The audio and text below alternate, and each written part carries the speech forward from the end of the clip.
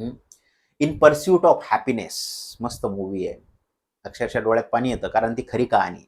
In pursuit of happiness बघा, बघू शकता तुम्ही मूवी, मस्त मूवी. म्हणजे सुखाच्या शोधात. तसंच आहे आपलं आयुष्य, सुखाच्या शोधात आहे आपलं आयुष्य.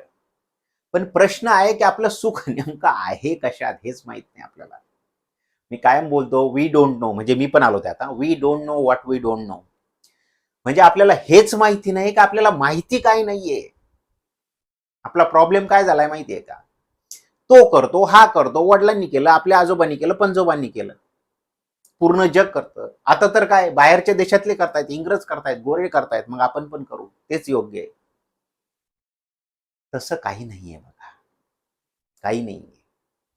त्याच्यावर एकच पर्याय आहे.